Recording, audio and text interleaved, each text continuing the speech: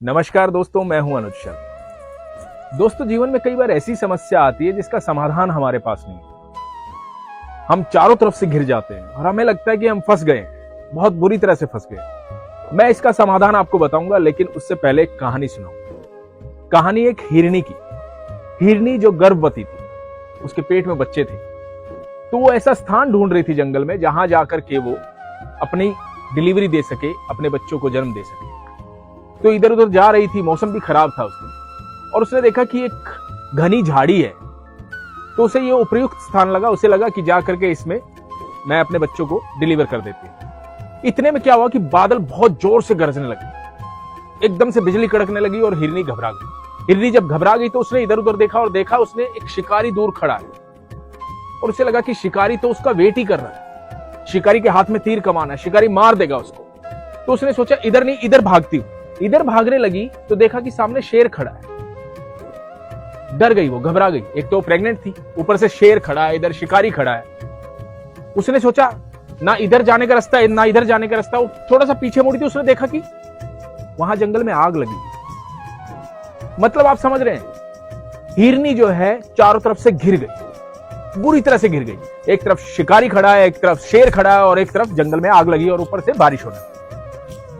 अब जब वो घबरा गई और घिर गई तो साधारण सी हिरनी को क्या लगा, उसने सोचा फिलहाल जो है उसकी सिचुएशन ये है कि उसको अपने बच्चों को डिलीवर करना है, इसके अलावा कुछ कर नहीं सकती है। और वो जहां घिरी पड़ी है वहां तो घिरी ही पड़ी है। तो सबसे अच्छा उपाय क्या है? समर्पण।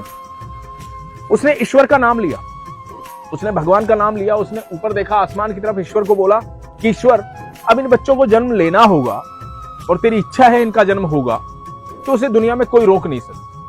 तो सामने जो झाड़ी थी वो उसकी तरफ बढ़ने लगी। जैसे ही वो बढ़ने लगी, शिकारी ने वहां से तीर चलाया। शिकारी ने तीर चलाया, जैसे ही वो तीर चला रहा था वहां से बिजली कड़की और वो तीर का निशाना चुका और वो जाकर के शेर पर लगा।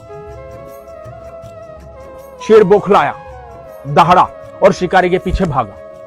इधर शिकारी के पीछे शेर भागा, उधर से भयंकर बारिश हुई। जैसे ही बारिश हुई, जंगल की आग भी बुझी, और जैसे ही जंगल की आग बुझी, वैसे ही हिरनी ने बहुत सुंदर सुंदर बच्चों को जन्म दिया। तो दोस्तों, ये जो समर्पण था ना उसका, वो समर्पण कमाल का था।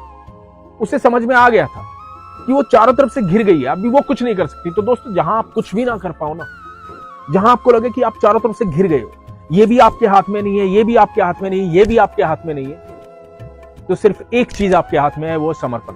अपने ईश्वर पर भरोसा रखो, विश्वास रखो। यदि आपके जीवन में अगला पल सुखद है और ईश्वर ने सोच रखा है कि आगे जीवन जो है आपको बड़ा सुखद देना है, तो दुनिया की कोई भी ताकत आपसे वो सुखद पल छीन नहीं सकती है। तो किसी भी मुसीबत से ना घबराओ।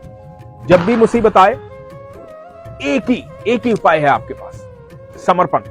समर्पण कर दो। वही समर्पण जो अर्जुन ने महाभारत में भगवान श्री कृष्ण के सामने किया था और 18 दिन में उस भीषण संग्राम को जीत लिया। तो आप भी इस जीवन रूपी महाभारत को जीत सकते हैं सिर्फ एक ही तरीके से, वो है समर्पण। हरे कृष्ण।